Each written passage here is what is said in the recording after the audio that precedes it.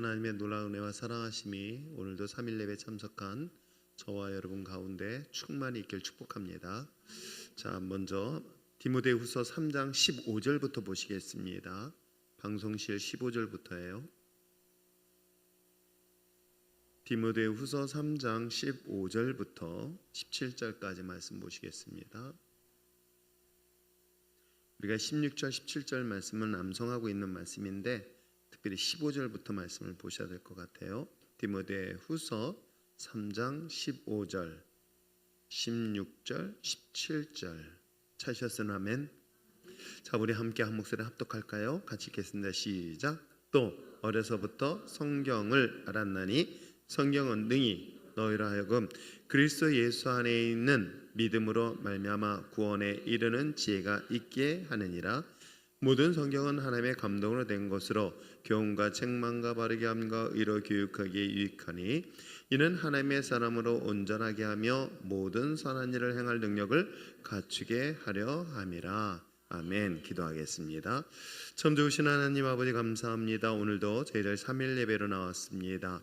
특별히 귀한 말씀을 통해서 믿음의 자녀들이 더욱더 믿음으로 강건하여지기를 원하오니 하나님 다시금 말씀 앞에 결단하며 나올 수 있도록 은혜 내려 주시옵소서. 소득의 11조의 예물과 또한 감사 예물을 주님 앞에 드립니다. 드린 가정에 놀라운 은혜와 축복과 기름 부심이 있게 하여 주시옵소서. 금식의 예물을 드립니다. 삶의 산제사를 받으시고 날마다 하나님의 은혜 가운데 간증 있게 하여 주시옵소서. 변은주 성도 온전히 질성소하게 하시고 날마다 믿음 성장할 수 있도록 예물을 드립니다. 이 지역에 하나님을 필요하는 영혼들 그리고 하나님의 품을 떠나 있는 자녀들 이곳 성전으로 인도하시고 빈자리 없이 채워주시고 말씀과 기도 찬양이 흘러넘치도록 역사하여 주시옵소서.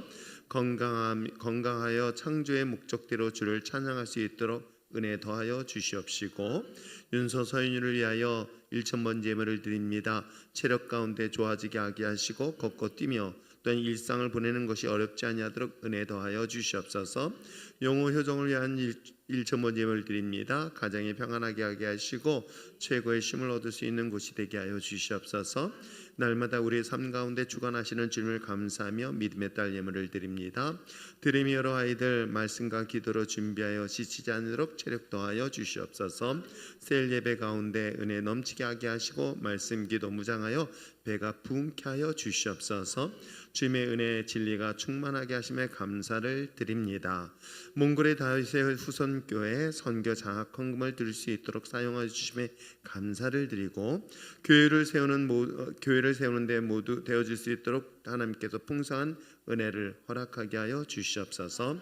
감사드립니다. 하나님의 형상으로 지음받은 우리 모두 하나님의 영광을 나타내는 삶이 되도록 기도하며 성령 충만함과 복음으로 비춰 주시옵소서. 범사에 감사합니다. 순원들의 삶 가운데 구원의 은혜가 넘치게 하게 하시고 말씀 붙들고 기도하며 주님과 동행하는 복된 삶이 되게 하여 주시옵소서. 또한 유선 집사 내일 검사 결과 은혜 베풀어 주셔서 아무 이상 없도록 은혜 더하여 주시옵소서. 오늘도 드려지는 기도와 간구 위에 날마다 간증이 있기를 원하며 예수님의 이름으로 기도합니다. 아멘. 오늘 우리가 말씀을 좀 더 살펴보려고 합니다. 우리가 처음 시작할 때에 오늘 본문은 어려서부터 성경을 알았나니 라고 했었을 때에 오늘 이 말을 듣고 있는 독자들 특히 바울이 디모데에게 쓴 편지로서 당시 초대교회 성도들의 유대 전통적 신앙을 가지고 있던 사람들은 당연히 하나님의 말씀을 익숙하게 갖고 알고 있는 사람들인 것이겠죠. 그렇기 때문에 성경은 이야기하고 있습니다. 성경은 너희로 하여금 그리스도 예수 안에 있는 지혜로 말미암아 무엇을 구원에 이르는 지혜를 얻을 수 있다라고 성경은 말하고 있어요. 그러니까 여러분 정말 여러분의 삶 속에 어려운 문제가 딱 만나면 첫 번째 기도하는 것, 두 번째 못지않을 정도 중요한 게 말씀으로 먼저 읽으세요. 만약에 정말 문제가 이렇게 엮여지고 이렇게 꼬여지고 잘 해결이 잘 안 될 때 뭐 기도하는 건 당연하지만은 그보다 더 중요한 것은 말씀부터 읽고 시작하세요. 근데 물론 어디부터 읽을 거가 그건 굉장히 어렵게 생각하지 마세요. 우리가 뭐 창세기부터 읽던 아니면 마태복음을 읽던 어디부터 출발하는 건 상관없지만 제가 여러분들에게 제자 훈련 시키면서 계속 시켰던 첫 출발이 어디부터 출발한 거 기억하세요? 요한복음부터 시작했던 거예요.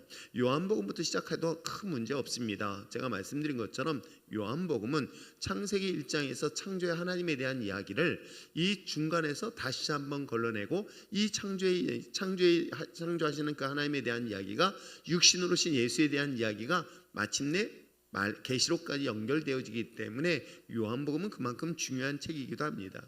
그래서 내가 만약에 어떤 위기에 어려운 문제가 딱 만났다 하면은 먼저 성경 말씀을 읽어보시기 바랍니다.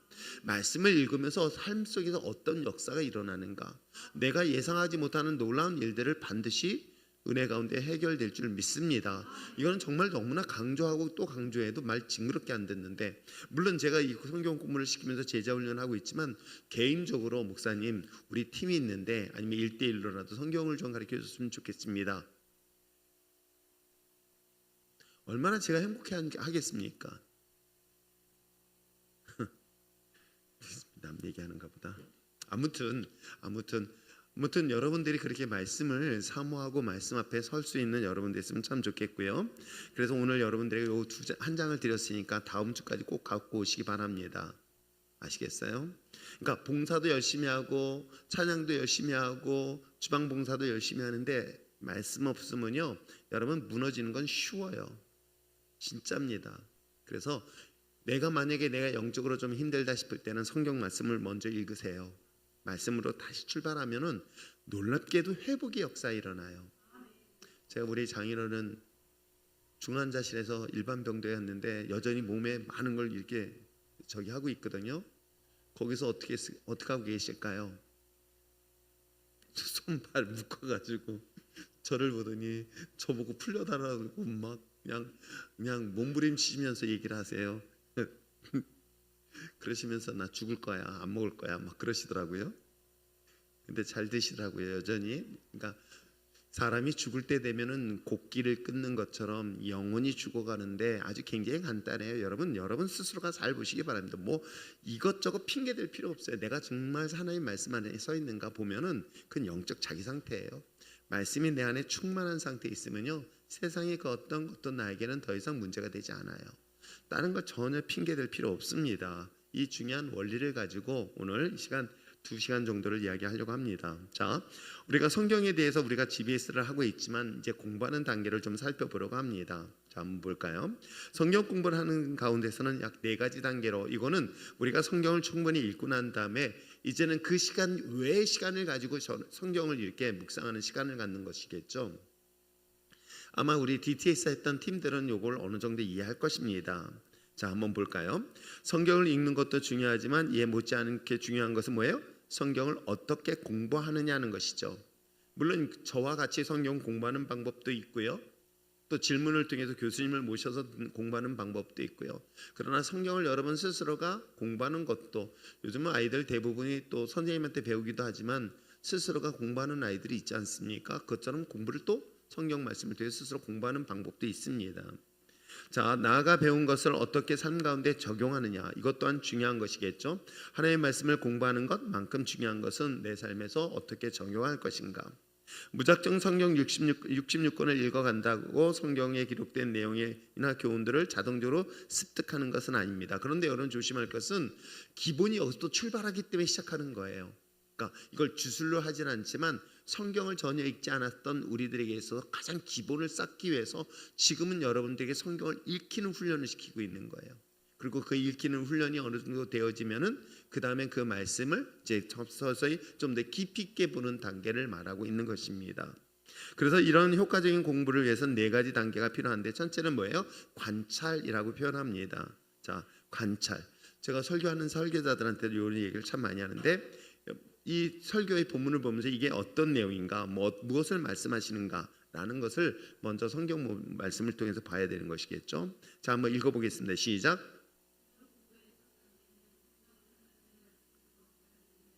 진지한 마음으로 읽어가는 것입니다. 할 수만 있다면 어떻게 해요? 하루의 가운데 시간을 정해놓고 성경을 읽고 관찰하는 시간을 갖는 것이 좋습니다. 얘는 뭐냐면 제가 성경을 하루에 10장씩 성경을 리딩하게 훈련시키고 있죠. 자, 그거는 숙제예요. 그런 성경을 계속 읽게 하는 훈련인 거예요. 근데 여러분, 내 영적인 상태에 따라서 성경 읽기가 어렵다, 그런 것은 반드시 내가 영적으로 병이 들어가고 있구나 라고 생각하시면 딱 좋아요. 그럴 때는 어떻게든지 어떻게 해요? 그냥 억지로라도 먹으셔야지 음식을 먹어야 힘을 낼 수 있어요. 전 말씀은 더더욱 필요하다고 생각합니다. 자, 요 시간 말고도 1시간 정도는 시간을 내서 그 중에서 말씀을 큐티를 하는 거예요. 그 말씀을 통해서 이 말씀을 정확하게 어떤 내용인가라는 것들을 성경을 여러분들이 관찰하는 그런 행위를 말하는 거예요. 그래서 이거는 어떻게 하냐면 이 성경 말씀이 어떤 내용이냐라고 이야기를 하는 것이고요. 그 내용에 대해서 어떤 의미가 있는가. 그건 뭐냐면 자, 본문의 저자가 이야기를 합니다. 저자가 얘기하고 있는 것에 대한 뭐 좀 여러분 어려울지만 구조 분석이라고 얘기합니다. 석이라고 얘기도 하고 있고요. 근데 사실은 저랑 DTS 하신 분들은 제가 여러분들이 가르쳐 주진 않았지만 이미 서기를 할 수 있는 분들이에요. 대학원에서 서기 과정을 공부합니다. MDB 과정이나 THN 이상의 과정에선 서기 과정을 하는데 서기라는 것은 성경을 분석하는 거예요. 그건 성경의 구조 분석이라고 해가지고 이 본문의 저자가 어떤 이야기를 하고 있는가를 여러분들 저한테 리포트 낼 때 그걸 정리했었을 거예요. 이게 관찰이라는 거예요. 근데 여러분들은 사실은 전혀 다른 책을 안 보고도 그 정도는 충분히 할 수 있는 분들이에요. 근데 그거는 계속 하셔야 돼요. 계속 하셔야 됩니다. 자, 그 다음 단계가 그러면 그것이 무슨 의미가 있는가 한번 읽어보겠습니다. 시작. 다음 단계는 읽은 말씀이 무엇을 의미하는지 나름대로 곰곰이 묵상하는 시간입니다. 전체적인 문맥을 파악하고 관련된 구절을 찾아보는 등 말씀의 의미를 이해하기 위한 노력을 해. 근데 제발 요즘 챗GPT를 통해서 자꾸만 보려 하지 마세요. 제발 보지 마세요. 정말 이거 어떻게 해야 될지 모르겠어요. 저도 사실은 그런 유혹이 와요. 급하면 나도 그렇게 했더라고요. 왜냐면 새벽에 설교 준비가 안 돼 있으면 어떡할까? 그다음 후딱 해가지고 3대지로 설교하면 진짜 그렇게 나오더라고요. 이런 유혹에 내가 빠져야 되나? 그래서 가급적이면 그거는 안 되겠다라고 스스로가 이렇게 딱 정리를 해주는데 여러분 성경에 대해서 자꾸만 그쪽으로 하지 말고 그냥 이렇게 생각해 보세요. 성경을 계속해서 읽고 또 읽고 또 읽으면요 어떤 현상이 나타나냐면 이게 여러분들이 훈련하면 돼요. 이건 충분히 목회자만이 아니라 여러분도 충분히 그 정도의 다독을 하면은 충분히 됩니다. 이거는 어떻게 하냐면 성경을 이제 계속 읽어요. 그러면 이 몇 장에 대한 이야기를 쭉 계속 읽어. 어떤 단락을 통해서 읽어도 좋아요. 단락을 통해서 계속 읽다 보면은 이 전체 문장의 내용이 어떤 내용인가라는 것들이 보여요. 그렇잖아요. 예를 들어서 오늘 아침에 새벽에 설교했었던 것 중에 비유가 2가지 비유했었어요. 포도원에 대한 비유하고 혼인잔치에 대한 비유를 설명하고 있는 거예요. 그럼 우리가 뭐 혼인잔치의 비유를 한번 그 단락을 한번 생각해 봅시다. 마태복음 22장에서 나타났던 이 비유에 대한 이야기는 예수님께서 이제 마지막 공생의 마지막 부분인 거예요. 예루살렘 입성해서 죽음의 직전까지 딱 일주일 동안에 있었던 일들을 주님께서 공개적으로 이야기를 하고 있는 거예요. 그전에도 물론 공개적으로 했지만 그때마다 어떻게 했습니까? 이스라엘 백성들이 막 그냥 오병이의 기적 일으킬 때 왕으로 삼겠다 했을 때 어떻게 해요? 와싸 잘됐다 그러지 않고 예수님은 산으로 도망가세요. 기도하러 올라가시고 제자들은 바다 한가운데 빠뜨리죠. 그러면서 주님께서는 가급적이면 자신의 표적과 기적들을 조용히 하고 비밀로 하고 피해 다니셨던 거예요. 자, 그런 과정에 했다가 예루살렘에 입성하면서 또 확 반전이 되는 거예요. 그땐 공개적인 자리에서 서기관이라든가 당시 율법학자들이에요. 아니면 바리새인들이라든가 제사장들을 공개적으로 비난을 해버려요. 이때부터는 예수님이 일주일 동안에 일어난 일들을 정리하는데 그 중에서 혼인잔치 비유를 얘기하고 있는 거예요. 자, 혼인잔치 비유의 내용들을 쫙 살펴보니까 결국은 주 이야기하고 싶었던 내용이 어떤 것이다? 청함받은 사람이 많나? 택함받은 사람이 적다. 이 이야기를 하고 싶은 거예요. 그만큼 종말의 때에 하나님의 구원의 심판 앞에 서 있었을 때에 본인들은 구원받았다고 착각했던, 여러분 생각해보세요. 이 있는 독자는 놀랍게도 제자들을 통해서 이야기는 하고 있지만 바리새인, 때에 따른 서기관, 종교 지도자라고 얘기합니다. 그러면 종교 지도자가 이 정도라고 한다면 그렇지 못한 사람들은 어떨까? 이게 그 정도로 심각하다고 얘기하는. 그러니까 오직했으면 예수님께서 AD 70년에 이 땅은 멸망할 것이라고 썸뻑버려요. 그리고 진짜 이스라엘은 멸망해 버려요. 그러니까 이런 상황들을 우리가 보면서 본문에 이야기하는 내용들을 나름대로 정리를 충분히 할 수 있습니다. 그것이 본문을 관찰하고 그 다음에 관찰에 의해서 우리가 해석할 수 있는 거예요. 자, 관찰은 그 본문을 얘기한다면 이런 거겠죠. 자, 예수님께서 하나님 왕이 혼인잔치, 아들의 혼인잔치에서 사람들을 초청합니다. 그리고 초청했더니 그 사람들의 반응은 어땠다? 거절을 했다. 그리고 자기들이 바빠가지고 거절했다. 그래가지고 또다시 종들을 어디로 보내요? 길거리 내보내가지고 지나가는 사람들 다 초대했다. 그래서 그것이 가득 찼다. 근데 여기까지 끝나지 않았어요. 그 다음에 어떻게 해요? 왕이 그 혼인잔치에 참석한 사람들을 보니 옷을 입지 않은 사람을 내쫓고 마지막 하신 말씀이 청함받은 사람 많으나 택함받은 사람이 적다라는 것으로 세 가지 달라고 이렇게 나름대로 구분하는 거예요. 그러니까 이건 정답이 없어요. 본인이 나름대로 이렇게 구분해서 그 본문을 받으면은 이게 이제 뭐가 되냐면 성경은 로고스라고 얘기를 해요. 문자 그대로 있는 걸. 그걸 레마라고 얘기해요. 레마라는 것은 하나님이 성령에 의해서 나에게 감동 준다는 뜻이에요. 똑같은 말씀인데도 누군가는 이 말씀에 그렇잖아요. 우리가 보통 설교를 하면은 설교는 제가 얘기하고 싶은 그 주제가 있는데 그거는 은혜 안 받고 괜히 쓸데없이 예화를 든 거, 그렇죠? 뭐 예를 들어 뭐 짜장면이 맛 이런 거에 은혜 받는 사람들도 있지만 아무튼 자기가 나름대로 성경을 통해서 받는 은혜들이 있거든요.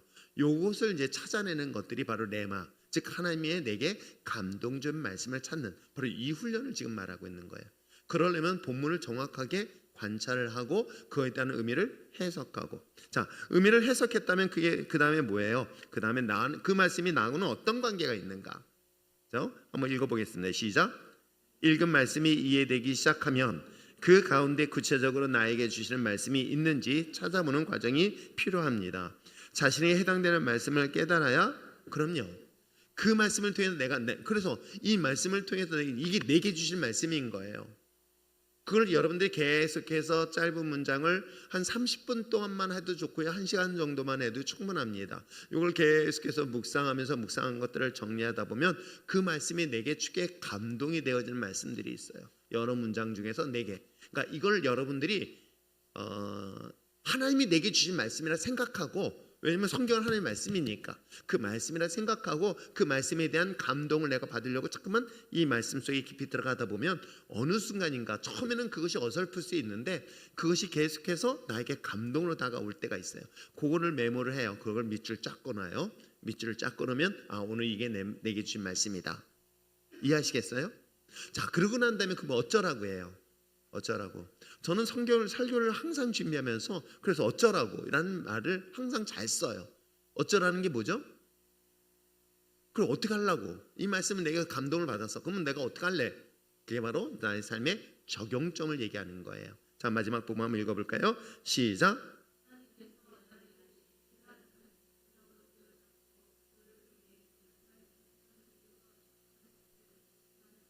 그렇습니다. 이것이 사실은 기본적으로 저는 이제 큐티를 여러분들에게 많이 요구하지 않아요. 우리가 잘 알고 있는 어느 교회는 굉장히 큐티를 많이 강조하는 교회가 사실 있어요.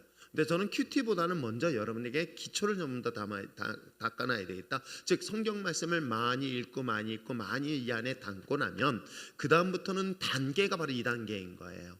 말씀이 내 안에 충분히 쌓여지고 난 다음에 그 다음에 그 본문을, 짧은 본문 하나하나를, 그때는 양이 많을 필요 없잖아요. 양이 많을 필요 없습니다. 한 장을 봐도 되고요, 아니면 단락을 봐도 되어요. 한 특별한 사건을 한번 봐도 됩니다. 그러면 우리가 잘 알고 있는 것처럼 38년 된 병자, 그 짧은 본문이잖아요. 뭐 길어봐야 6, 7 구절밖에 안 되는 거란 말이에요. 그 짧은 본문 가지고도 충분히 큐티가 가능하다 안 가능하다? 가능해요. 아시겠어요? 그렇듯 말씀을 계속해서 되새김질하고 그 되새김질을 통해서 말씀이 전체적인 구조를 만들어 놓고, 그러면서 그것이 나에게는 어떤 의미가 있을까, 그리고 이걸 어떻게 해야 될까, 이것까지 적용하는 것이 사실은 성경을 우리가 좀 더 깊이 볼 수 있는 훈련 중에 하나일 것입니다. 저는 여러분들이 이제 요건 개인적인 훈련일 거고, 혹시라도 여러분들이 이런 말씀에 대한 기회가 있으면 또다시 팀을 만들면 시간이 어떨지 모르겠지만 좌우장 같이 연구하고 그랬으면 참 좋겠어요. 저는 개인적으로 이 말씀을 같이 연구하다 보면 이걸 같이 나누고 싶은 사람이 있는데, 근데 사실 목사님들하고 있는데 박영하 목사는 이제 해서 너무 좋은데 그 외 사람들은 하자 하면 다들 도망 다녀가지고, 그래서 아무튼 목회자들끼리는 하고 싶은데 목회자들은 워낙 바쁘다 보니까 우리 성도들만이라도 그런 말씀을 같이 한번 묵상하고 연구하는 팀들을 만들어 보시면 어떨까요? 일인가? 네, 아무튼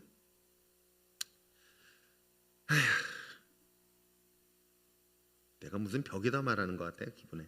자, 성경을 접근하는 방법이 세 가지 방법이 있어요. 첫째는 종합적인 방법과 분석, 그 다음에 주제적인 접근이 있어요. 제가 수요일 날은 거의 대부분이 주제 설교를 하고 있는 거예요. 아세요?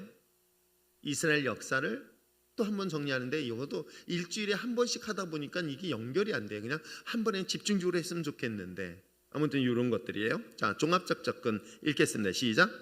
종합적 접근은 성경 전체를 조직적으로 정리하고 확실히 알기 위해 연구하는 스타일입니다. 성경의 통일성과 일관성을 인식하며 신구약 전체를 요약적으로 이해하면 성경에 대한 통찰력을 높일 수 있습니다. 그러니까 성경 전체를 가지고 배우는 게 아니라 성경 전체를 우리가 전체 보고 읽고 난 다음에 그 부분의 중요한 맥락들을 이렇게 점검해 보는 거, 뭐 그것도 좋은 방법 중에 하나예요. 뭐 창세기 전체를 한 번쯤 날 잡아가지고 그냥 전체의 구조를 같이 나눠보는 거, 1장부터 50장까지 내용 속에서 과연 어떤 내용들인가 한 3단계로 나눌 수는 있는데 그런 단계들별로 나눌 수 있는 것들에 대한 이야기들, 그런 것도 좋은 방법이고요. 자, 분석적 접근이 있습니다. 읽겠습니다. 시작. 분석적 접근이란 성경의 특정한 부분을 깊이 있게 연구하는 스타일입니다. 성경 한 절 한 절에 담겨 있는 진리를 발견하면서 성경 지식의 수준을 높일 수 있는 것이겠죠. 이건 어떤 사건들을 얘기할 수 있을까요? 뭐 구원에 관련된 부분이라든가 아니면 어떤 성경 속에 등장하고 있는 오늘 이 본문도 마찬가지인 거예요. 이 본문을 중심으로 해서 그 한 절 한 절의 단어의 의미를 생각해 보는 것도 이런 방법 중에 하나이기도 합니다. 그러니까 언어적인 방법을 얘기할 수도 있고요. 자, 주제적인 접근 읽겠습니다. 시작. 주제별 접근이란 특정한 주제를 놓고 이와 연관된 성경 구절을 찾아 연구하는 스타일입니다. 성경 말씀을 조직적으로 정리할 수 있고 심도 있는 말씀 이해가 가능하게 되는 것이죠. 그러니까 교사들 교육이 사실은 교육자들이 그렇게 하는 게 정말 좋거든요. 전 개인적으로 제가 중등부 교사 때 했던 것을 굉장히 좋은 추억으로 생각하고 있어요. 교사들이 성경을 연구하고 매주마다 발표를 해요. 교사들끼리 발표해서 서로 이제 그 어떤 주제를 가지고 나름대로 연구를 하는 거죠. 그 연구한 것을 교사 회의 때 발표를 합니다. 그럼 질문도 받고요. 그럼 그것이 정리가 되어지면 전도사가 그때 이제 김영욱 전도사하고 제 친구가 이제 마무리 정리를 해줘요. 그러면 그걸 가지고 공과 공부 들어가거든요. 주일날. 그러니까 이런 것들에 대하여 성경을 같이 연구하는 방법들, 이런 방법도 참 좋은 방법 중에 하나일 수도 있습니다.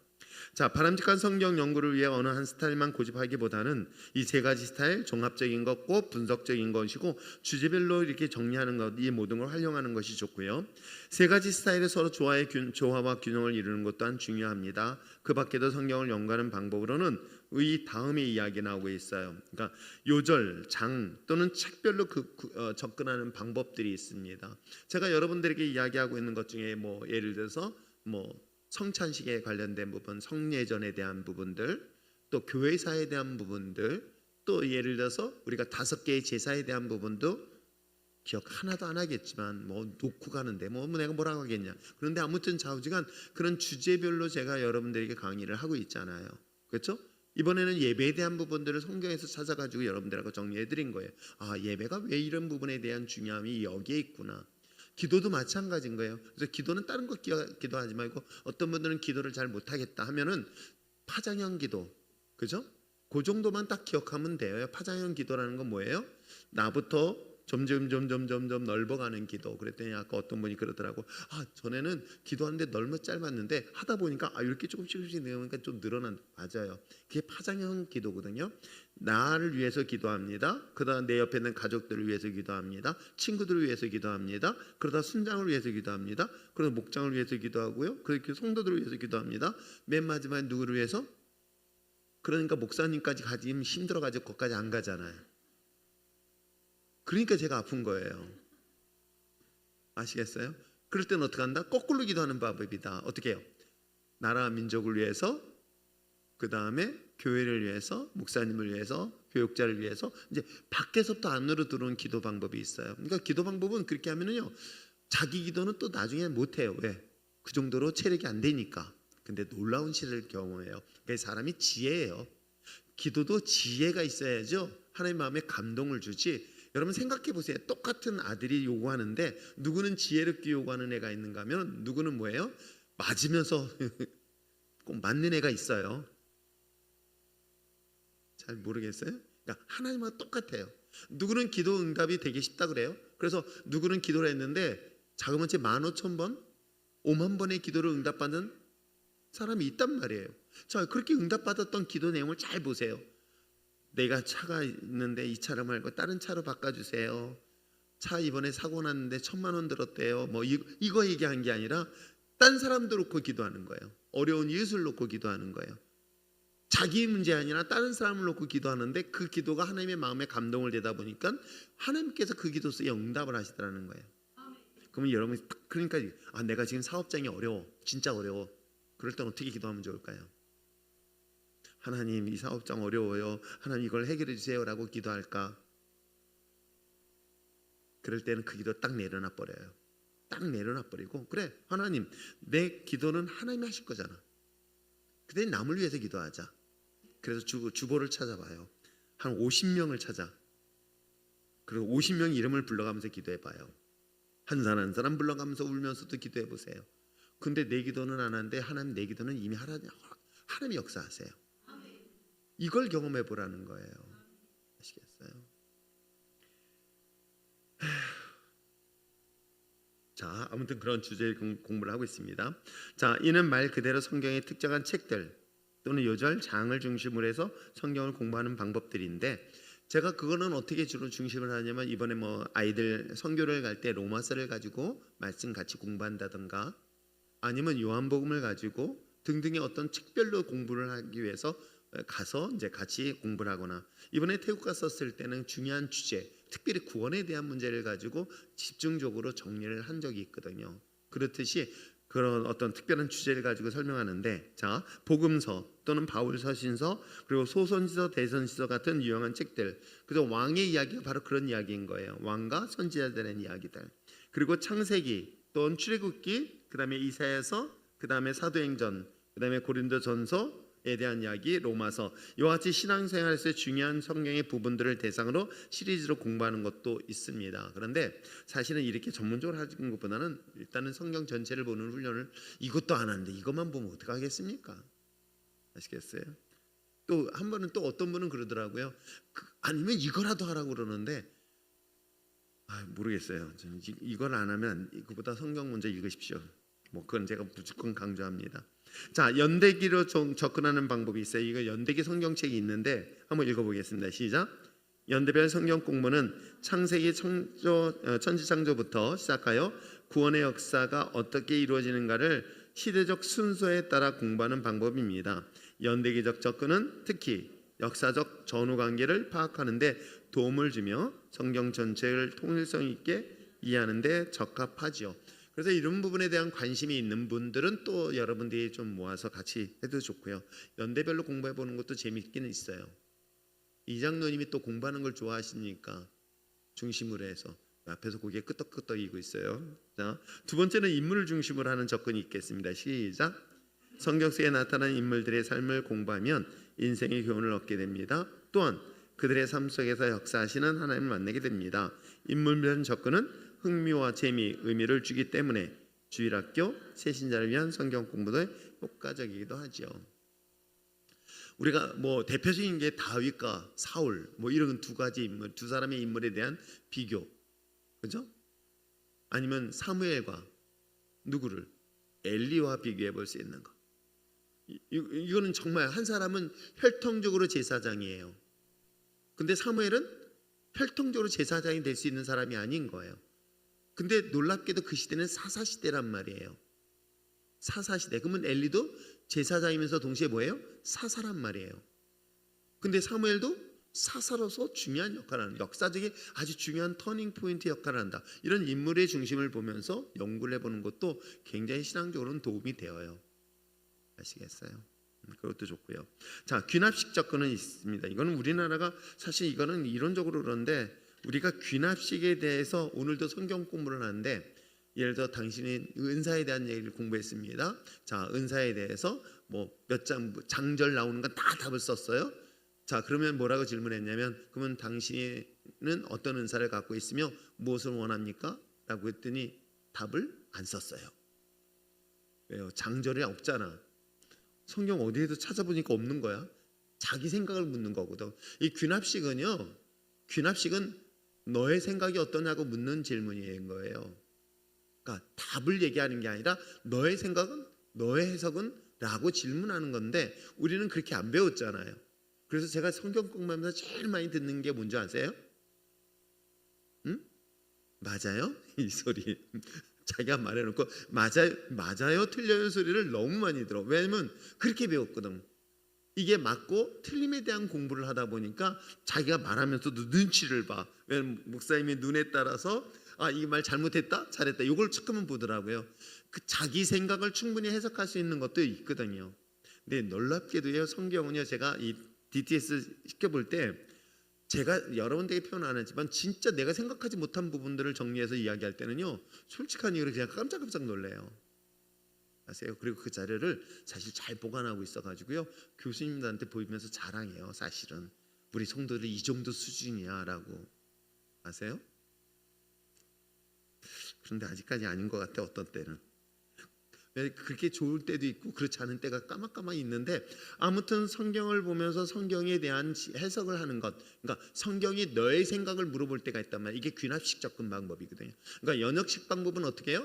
일방적으로 강의하는 형태예요. 그건 답을 알면 되는 거예요.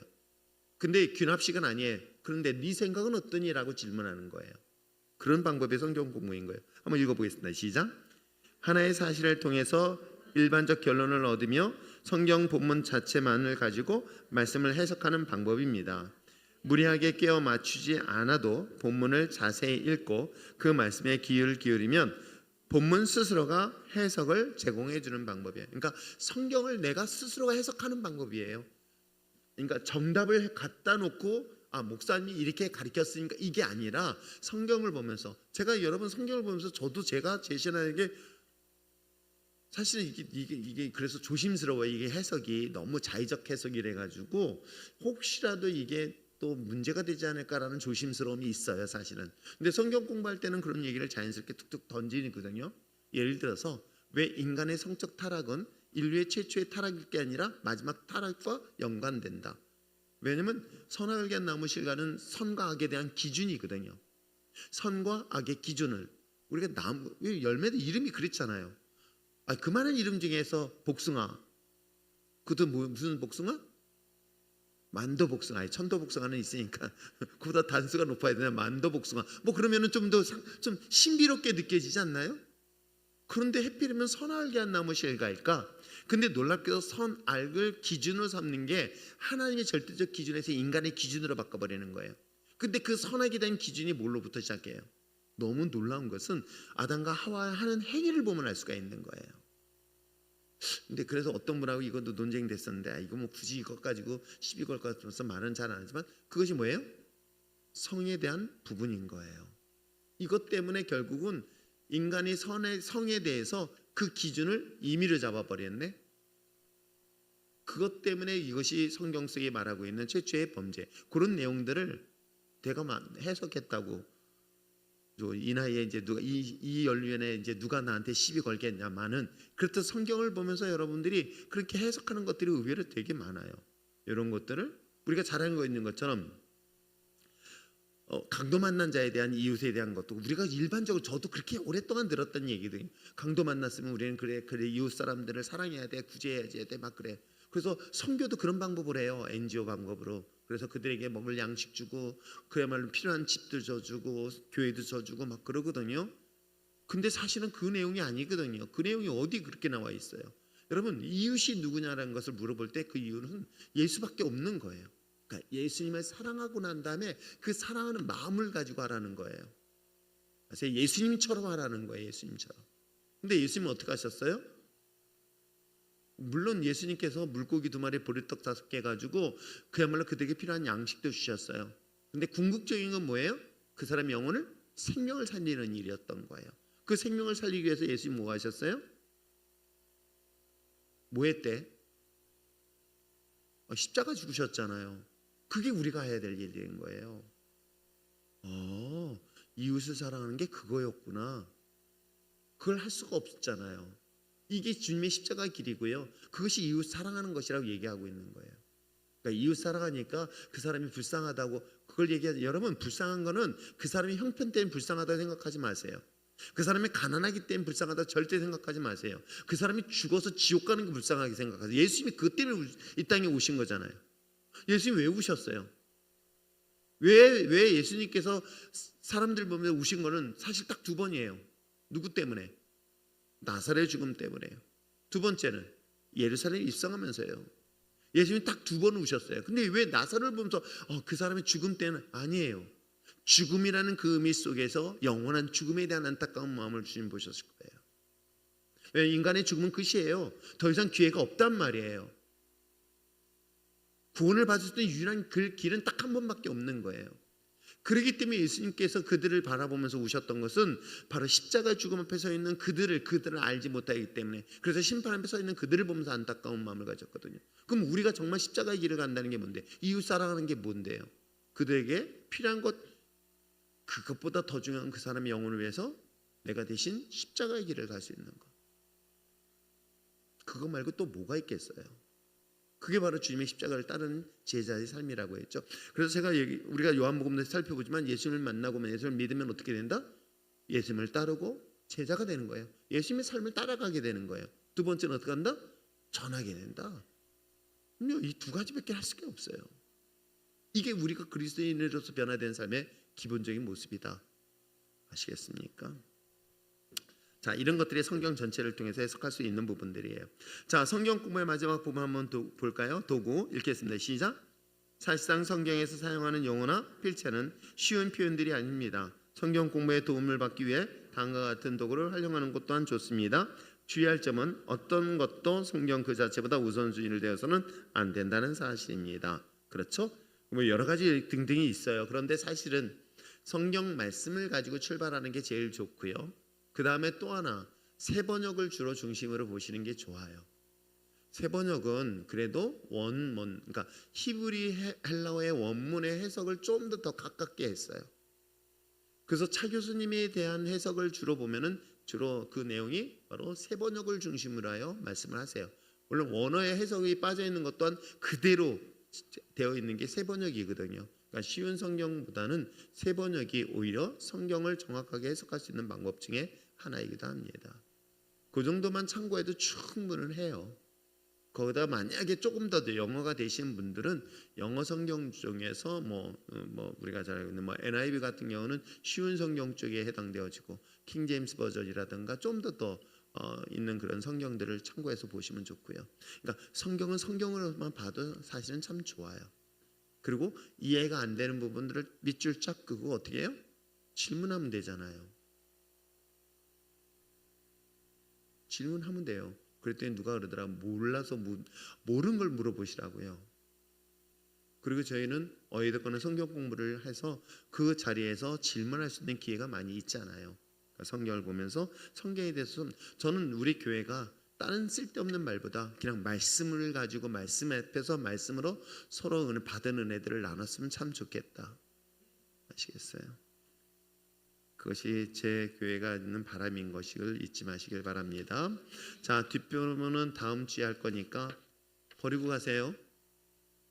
만약에 내가 다음 주 왔는데 안 갖고 갔다면 등짝 스매싱이에요. 아니야, 10,000원씩 받겠어요. 자, 질문. 에? 왜? 질문. 우리 장모님도 나오셔가지고 열심히 들으셨어요. 무슨 말씀인지 잘 모르실지 모르겠지만 우리 장모님 감사해요. 금방금방 잊어버리셔서 집에 가야 한다고 놓고 또 잊어버리시고 우리 집사람은 죽으려고 그래. 그걸 답변을 계속 하려니까 힘들어하는데 굳이 그럴 필요 없어요. 그냥 금방 또 잊어버리시니까. 그런데 같은 말을 계속 반복하는데 한편으로는 하나님 말 그래도 우리 장모님이 그래도 하나님에 대한 믿음을 그 순간에 그런 게 얼마나 감사한지 몰라요. 아무튼 여러분한테 말씀 가지고 또 한 해 동안에 몸부림치면서 가시길 바래요. 아멘. 기도하겠습니다.